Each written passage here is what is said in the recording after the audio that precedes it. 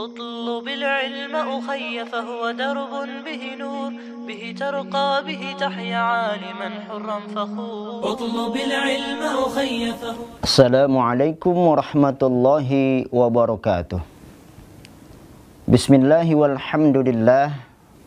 Assalatu wassalamu ala rasulillah Sayyidina wa syafi'ina wa maulana Muhammad ibn Abdullah wa ala alihi wa ashabihi wa man tabi'ahu mawalah. La hawla wa la quwata illa billah. Amma ba'du. Kaum muslimin, pemirsa An-Naba TV rahimani wa rahimakumullah. Puji syukur senantiasa kita panjatkan kehadirat Allah Subhanahu wa Ta'ala yang telah melimpahkan berbagai macam nikmatnya kepada kita, nikmat yang sungguh sangat tidak kita bisa hitung. Salawat dan salam semoga tetap tercurah kepada junjungan kita baginda Nabi besar Muhammad sallallahu alaihi wasallam, kepada keluarga, sahabat, dan juga kepada seluruh pengikutnya yang istiqomah, insyaallah termasuk kita di dalamnya. Amin ya rabbal alamin.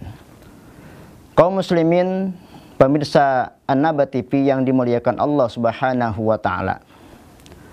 Berangkat dari sebuah hadis yang diriwayatkan oleh Imam Bukhari dan Muslim, di mana Rasulullah sallallahu alaihi wasallam bersabda, "Ala inna fil jasadi mudghah, idza salahat salaha jasadu kulluh, wa idza fasadat fasada jasadu kulluh, ala wahyal qalbu." Kata Rasul, ketahuilah bahwa di dalam jasad manusia ada segumpal daging, yang kalau daging itu baik, maka seluruh anggota badannya juga baik. Tapi kalau daging itu buruk, maka seluruh anggota badannya juga buruk. Dan ketahuilah bahwa daging itu adalah hati. Kaum muslimin, pemirsa An-Naba TV yang dimuliakan Allah Subhanahu wa Ta'ala. Jadi di dalam diri kita ada yang namanya hati, yang kalau hati ini baik, maka seluruh anggota badan kita, atau yang dimaksud dengan anggota badan itu adalah seluruh amal perbuatan kita. Kalau hati ini baik, maka seluruh amal perbuatan kita baik. Dan kalau hati ini buruk, juga amal perbuatan kita seluruhnya bisa menjadi buruk. Jadi baik ataupun buruknya amal perbuatan seseorang sangat bergantung bagaimana kondisi hati itu, baik atau buruk. Karena hati yang baik, maka dia akan membentuk pola pikir yang baik dan akan memunculkan tingkah laku yang baik pula. Dan juga hati yang buruk membuat pola pikir kita menjadi buruk juga, dan kemudian juga bisa menghasilkan perbuatan-perbuatan yang buruk juga. Nah, oleh karena itu, seorang ulama besar bernama Ibnul Qayyim Al-Jauziyah, beliau membagi hati itu ada 3 kelompok. Yang pertama yang disebut dengan qalbun salim, yaitu hati yang sehat atau bersih, yakni hati yang selalu condong kepada keimanan dan ketaatan. Ini qalbun salim, atau juga dikenal dengan qalbun sahih, hati yang sehat, hati yang selalu condong kepada keimanan dan ketaatan kepada Allah. Nah, orang yang memiliki hati semacam ini, qalbun salim atau hati yang sehat, maka dia akan lebih mudah didakwahi. Dia akan lebih mudah menerima kebenaran. Dia akan lebih mudah menerima nasihat. Dan dia juga akan lebih mudah untuk melaksanakan ketaatan kepada Allah sebesar dan seberat apapun perintah yang Allah berikan kepadanya. Ini orang yang punya hati yang sehat, atau yang disebut dengan qalbun salim. Yang kedua, ada kelompok qalbun mayyit, yaitu hati yang mati, yakni hati yang sudah tertutup dari keimanan, hati yang sudah tidak mungkin bisa didakwahi, hati yang sangat tidak bisa untuk menerima nasihat dan kebenaran. Dari manapun nasihat itu datang, dia tidak akan bisa menerima nasihat itu, apalagi sampai dia amalkan. Di zaman Rasul, dulu ada yang namanya Abu Jahal dan Abu Lahab. Seorang pemuka Quraisy yang dengan kesombongannya, dia tidak menerima dakwah Nabi Shallallahu Alaihi Wasallam. Sebetulnya bukan mereka tidak percaya kepada Nabi. Abu Lahab, Abu Jahal percaya dengan Rasulullah. Karena memang Rasulullah itu orang yang amat jujur sejak kecilnya, sehingga apapun yang dia sampaikan membuat orang percaya. Tapi karena kesombongan yang dimiliki oleh Abu Jahal, Abu Lahab, dan abu-abu yang lainnya, mereka tidak bisa menerima dakwah Rasul. Ini orang yang hatinya sudah mati. Karena hatinya mati, muncul kesombongan, sehingga tidak bisa menerima dakwah, tidak bisa menerima nasihat, tidak bisa menerima ajakan. Dari manapun ajakan itu datang, karena hati sudah mati, hati sudah sombong sekeras batu, maka dia tidak bisa menerima kebenaran. Ini hati yang sudah mati. Berlindung kita, jangan sampai kita memiliki hati yang mayit atau hati yang mati. Yang ketiga, ada kelompok hati qalbun marid, hati yang sakit. Hati semacam ini dia masih hidup, tapi masih ada tersimpan benih-benih penyakit dalam hatinya. Hatinya hidup, tapi masih terdapat penyakit-penyakit, yaitu yang disebut dengan penyakit-penyakit hati atau amradul qulub. Apa bentuknya? Bisa seperti sum'ah, riya, ujub, sombong, dan sebagainya. Hatinya masih hidup, tapi ada penyakit-penyakit hati yang membuat hati itu keras. Namun hati semacam ini masih bisa sembuh dengan cara-cara tertentu. Kaum muslimin, para pemirsa An-Naba TV yang dimuliakan Allah, sekarang mari kita melihat bagaimana ciri-ciri hati yang sehat itu. Dalam sebuah kitab Tazkiyatun Nafs disebutkan beberapa ciri-ciri hati yang sehat. Yang pertama, hati yang sehat itu hati yang lebih menyukai hal yang bermanfaat. Dalam hidup ini kita kadang dihadapi dengan dua pilihan. Ada perkara yang manfaat, ada yang tidak manfaat. Ada yang bernilai ibadah, ada hal yang mubah saja. Nah, orang yang hatinya sehat, dia tentu akan lebih memilih perkara yang lebih bermanfaat. Baik itu untuk dirinya, terlebih lagi bermanfaat untuk orang lain. Sementara orang yang hatinya tidak sehat, dia akan lebih memilih perkara-perkara yang tidak bermanfaat. Yang penting bisa menimbulkan kesenangan, mendapatkan keuntungan. Orang yang hatinya sehat, dia akan lebih memilih hal-hal yang bermanfaat, yang bernilai ibadah. Bahkan tidak sedetik pun waktu yang dia lewatkan, kecuali dia isi dengan kegiatan-kegiatan ibadah. Tidak hanya ibadah mahdhah, tapi juga ibadah ghairu mahdhah. Semua aktivitas hidupnya bernilai ibadah. Ini orang yang hatinya sehat. Yang kedua, orang yang hatinya sehat, dia lebih mengutamakan perkara akhirat daripada dunia. Jadi kalau dihadapkan dengan dua pilihan, misalnya mau nonton konser atau menghadiri majelis taklim, orang yang hatinya sehat pasti akan lebih memilih menghadiri majelis taklim ketimbang nonton konser ataupun juga hiburan-hiburan yang lainnya. Kenapa? Orang yang hatinya sehat selalu berpikir sesuatu yang lebih baik. Orientasinya adalah akhirat, bukan dunia.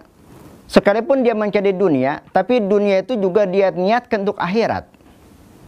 Selalu dia memilih perkara-perkara yang bernilai ukhrawi, yang bernilai ibadah, yang membuahkan pahala. Ini orang yang hatinya sehat.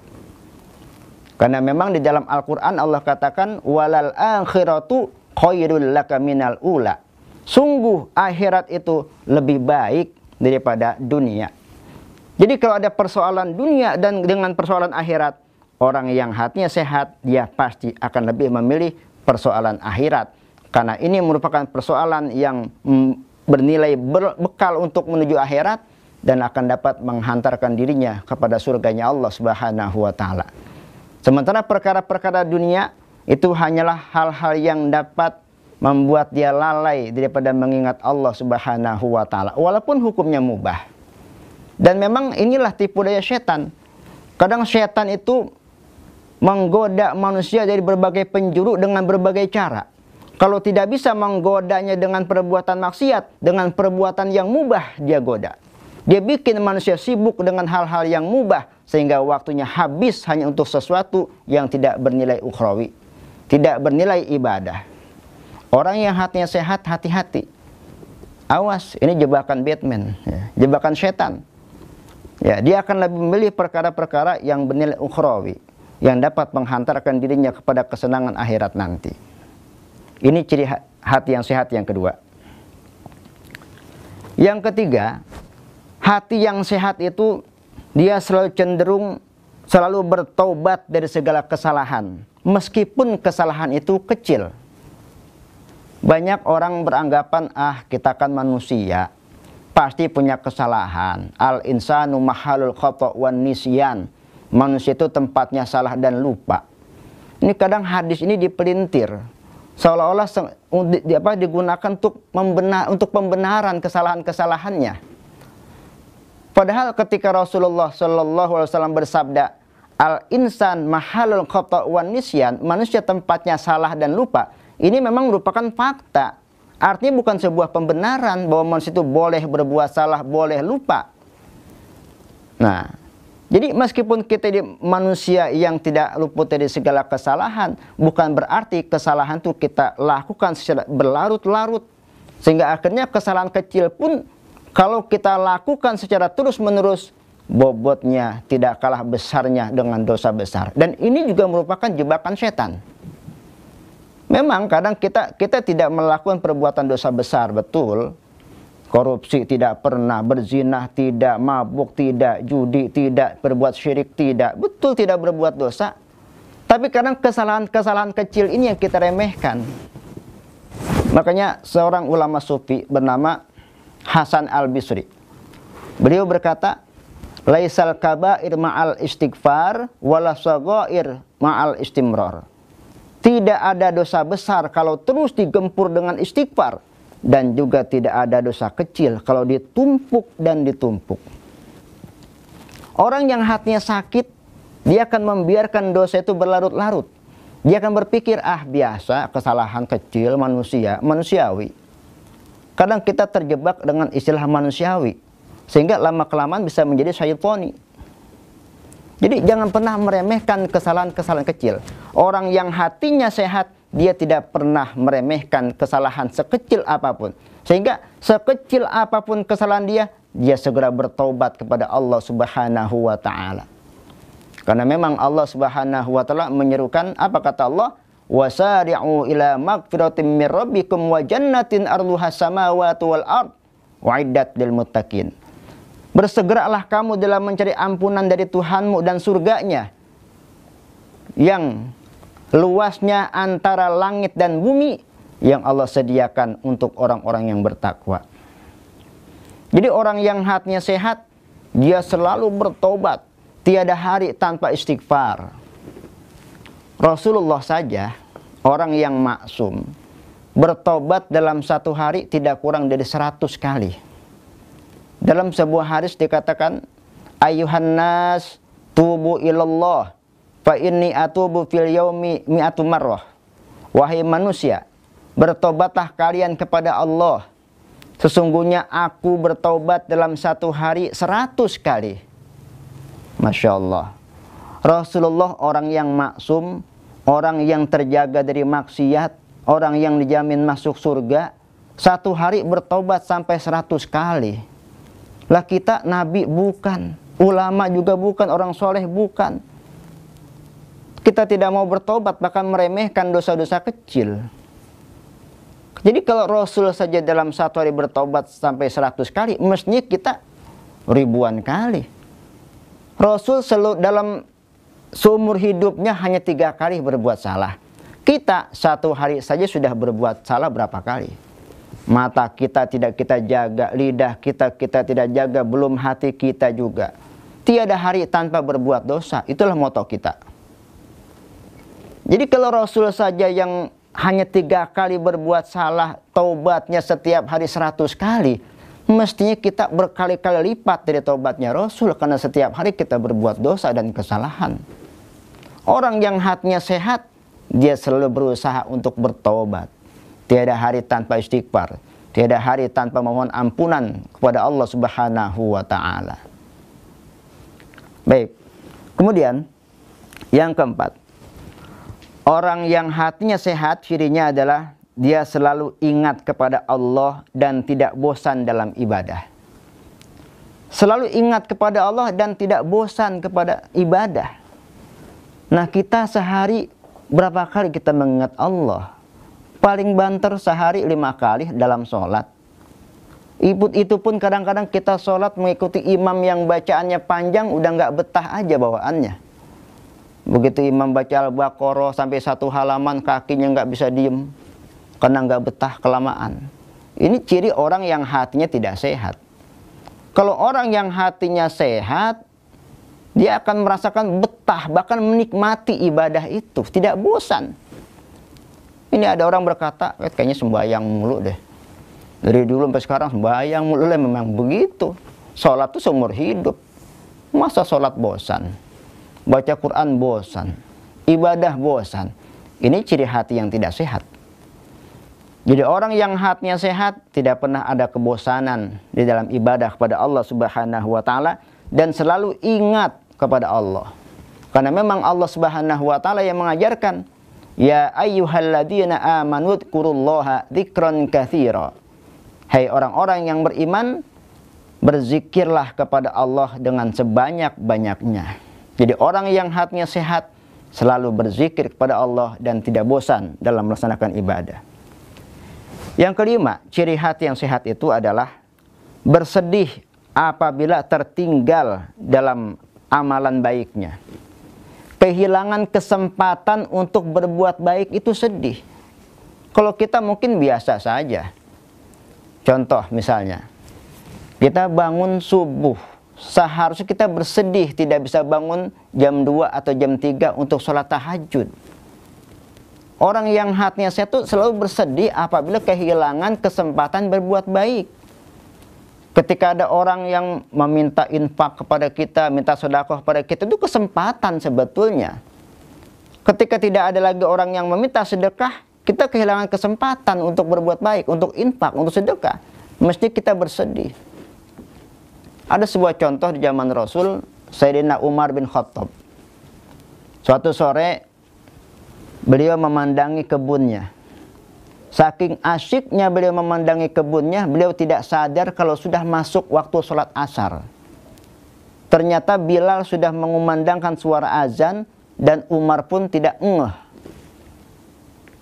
Lalu Umar tersadar ketika sholat asar sudah dimulai 1 rakaat.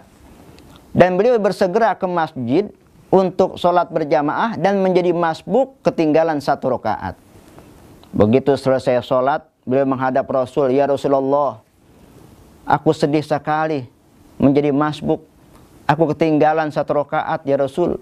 Semua ini gara-gara aku terlalu asyik memandangi kebunku. Karena itu sebagai iqab, sebagai sanksi dari perbuatanku itu, maka aku infakkan seluruh kebun yang tadi aku pandangi itu untuk kepentingan dakwah. Ambil ya Rasul. Gara-gara dia tuh aku jadi lalai. Masya Allah. Ini orang yang hatinya sehat, sedih kalau tertinggal untuk melakukan kebaikan. Jadi menjadi masbuk saja itu bersedih.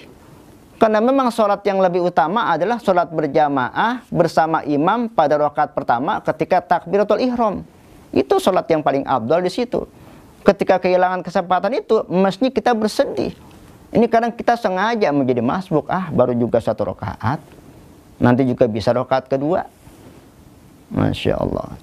Yang paling sering itu kalau sholat Jumat, khotib sudah naik mimbar, ini jamaah masih saja ada yang masih makan, ada yang masih santai, ada yang masih merokok. Baru dia masuk masjid ketika sudah khutbah kedua dan sudah mau sholat. Ya Allah, ini bertanda hati yang tidak sehat. Jadi orang yang hatinya sehat, dia selalu bersedih apabila tertinggal amalan baiknya. Kaum muslimin, pemirsa An-Naba TV yang dimuliakan Allah Subhanahu wa taala. Yang terakhir, hal-hal yang diperlukan untuk menjaga kesehatan hati. Apa saja itu? Yang pertama, perbanyak membaca dan menyimak Al-Qur'an. Jadi supaya hati kita tetap sehat, terhindar dari segala penyakit, perbanyak membaca Al-Quran dan menyimaknya. Kalau memang kita tidak sempat membaca, minimal kita menyimak, terutama bagi wanita haid misalnya. Kalau bagi laki-laki tidak ada alasan untuk tidak baca Quran. Bagi wanita haid, pahalanya sama membaca ataupun mendengarkan. Maka sebagai pengganti tilawahnya, dia mendengarkan bacaan Al-Quran, murotal misalnya. Nah, membaca Quran ini penting. Karena dia merupakan nutrisi. Dia yang akan menyuburkan hati kita. Quran menyuburkan hati kita sehingga hati kita tetap terjaga kesehatannya sehingga terhindar dari segala macam jenis penyakit-penyakit hati. Kemudian apa? Merasakan keagungan Allah Subhanahu wa taala. Untuk menjaga kesehatan hati kita, banyak-banyak merasakan keagungan Allah Subhanahu wa taala. Atau dengan kata lain, banyak bertafakur dan bertadabur. Misalnya, kalau kita melihat keindahan alam, kita merenungi, subhanallah, indah nian ciptaan Allah Subhanahu wa taala. Semakin banyak bertadabur, semakin banyak bertafakur, semakin dekat kita dengan Allah Subhanahu wa taala dan semakin kuat keimanan kita kepada Allah. Ini juga akan menyehatkan hati. Yang ketiga, mencari dan mempelajari ilmu agama. Ini akan menyehatkan hati. Mencari dan mempelajari ilmu. Karena ilmu itu yang akan dapat membimbing kita untuk melakukan kebaikan-kebaikan dan menghindarkan kita dari segala macam keburukan, terutama sifat-sifat tercela yang merupakan penyakit-penyakit hati. Dan menuntut ilmu, saya pernah katakan, di zaman sekarang ini tidak sulit. Sekarang dengan kemajuan teknologi yang serba canggih, kita tidak perlu kemana-mana untuk mencari ilmu. Cukup kita buka handphone Android kita buka YouTube, kita buka kajian-kajian, mau ustadz yang mana yang kita kehendaki. Banyak. Nah, dengan banyak mengikuti kajian-kajian Islam, baik online maupun offline, ini insya Allah akan menyuburkan hati kita, akan membimbing hati kita ini untuk taat kepada Allah dan menjauhi segala macam perbuatan-perbuatan maksiat atau sifat-sifat tercela. Yang keempat, banyak berzikir, membuat hati kita menjadi tenang. Ala bidzikrillahi tatmainnul qulub. Ketahuilah bahwa berzikir itu, mengingat Allah itu akan membuat hati menjadi tenang. Hati yang tenang, hati yang tidak bergejolak. Hati yang bergejolak itulah yang akan memunculkan penyakit-penyakit hati. Keinginan-keinginan yang kadang-kadang menjerumuskan kita kepada perbuatan-perbuatan dosa. Nah, jadi dengan banyak berzikir hati kita akan tenang, sehingga hati kita itu dapat memilah dan memilih suatu perbuatan. Yang kelima, memperbanyak amal soleh. Hadirin pemirsa yang dimuliakan Allah, amal soleh itu ternyata dia dapat menenteramkan hati kita juga. Ketika kita melakukan kebaikan, kita sedekah misalnya, silakan bisa dibuktikan. Ketika kita bersedekah, memberikan uang taruh misalnya 20.000 umpamanya, itu ketika kita bersedekah ada perasaan yang berbeda dalam hati kita. Ada perasaan puas, perasaan senang, perasaan gembira. Nah, perasaan itulah yang kemudian membuat hati kita menjadi tenang dan sehat. Jadi perbanyak amal soleh untuk menjaga kesehatan kita, kesehatan hati kita. Kemudian rajin melakukan ibadah. Ibadah dalam artian ibadah ritual, ibadah yang langsung hubungannya kepada Allah Subhanahu wa ta'ala. Dengan banyak ibadah juga hati akan menjadi tenang dan hati akan jauh daripada segala apa yang tidak disukai oleh Allah Subhanahu wa ta'ala. Yang ketujuh, banyak dzikrul maut, mengingat kematian. Bahwa kita tidak akan hidup selamanya. Suatu saat nanti kita akan menghadap Allah Subhanahu wa taala. Bagaimana kalau kita menghadap Allah, kalau hati kita masih kotor, hati kita masih sakit, hati kita masih punya rasa benci kepada manusia, hati kita masih punya rasa dengki, sombong dan sebagainya. Tentu kita akan menghadap Allah dengan penuh gelimang dosa. Karena itu perbanyak mengingat mati, maka hati kita akan sehat. Dan yang terakhir, berdoa kepada Allah Subhanahu wa taala agar senantiasa hati kita ini dibersihkan oleh Allah Subhanahu wa taala. Sebab dalam segala hal kita tidak bisa berbuat sendiri. Kita mungkin bisa berusaha, tapi kita pasti membutuhkan pertolongan Allah Subhanahu wa taala. Termasuk di dalam membersihkan hati kita dari segala penyakit hati, kita butuh pertolongan Allah. Karena itu banyak-banyaklah kita berdoa kepada Allah supaya hati kita senantiasa sehat dan dihindarkan dari penyakit hati. Pemirsa An-Naba TV yang dimuliakan Allah Subhanahu wa taala, inilah sekelumit tentang bagaimana kita menjaga hati. Mudah-mudahan kita termasuk orang-orang yang disehatkan hatinya sehingga kita bisa menjadi tenang, terhindar dari segala macam penyakit hati. Amin ya rabbal alamin. Billahi taufiq wal hidayah. Wassalamualaikum warahmatullahi wabarakatuh. تحيا عالما حرا فخور اطلب العلم أخي فهو درب به نور به ترقى به تحيا عالما حرا فخور